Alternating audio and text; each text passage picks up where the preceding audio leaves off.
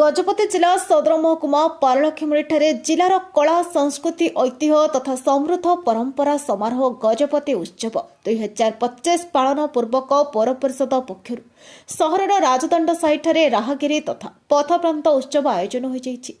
ए कार्यक्रम में पारलाखेमुड़ी विधायक इंजीनियर रूपेश कुमार पाणिग्राही, पारलाखेमुड़ी पौराध्यक्षा निर्मला सेठी, अतिरिक्त जिलापाल राजस्व मुनीन्द्र हुनाका, पारलाखेमुड़ी उपजिलापाल अनूप पंडा, पारलाखेमुड़ी तहसिलदार नारायण बेहरा प्रमुख जोगदे जिलास्तरीय गजपति उत्सवर प्रचार प्रसार पर वक्तव्य रखिथिले।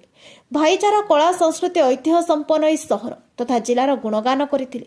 ए अवसर में विभिन्न पथप्रांत नाटक तथा स्थानीय कला प्रतिभा एवं भजन संगीत नृत्य इत्यादि कार्यक्रम अनुष्ठित होइथिला।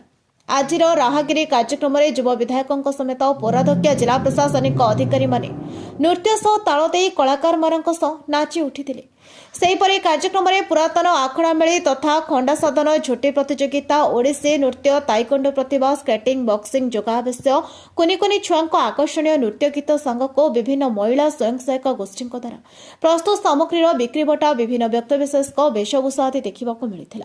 ए कार्यक्रम में पारला पौर परिषद अध्यक्षा निर्मला सेठी अध्यक्षता करथिबा बेले पौर परिषद समस्त पदाधिकारी समस्त काउंसिलर कर्मचारी माने उपस्थित रही परिचालन में सहयोग करथिले।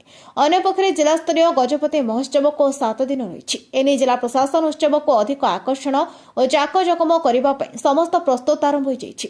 गजपति स्टाडियम ठारे 18 ରୁ 22 तारिख पर्यंत 5 दिन धरी गजपति महोत्सव पॉलिसी मेला अनुष्ठित हो। प्रतिथर भली चलित वर्ष मध्य उक्त उत्सव पालन अवसर में जनसाधारण अति उत्साहित मनोभाव उपभोग करने 18 तारिख दिन उद्घाटन को नहीं उत्कंठार सह अपेक्षा कर रही जनापड़ी।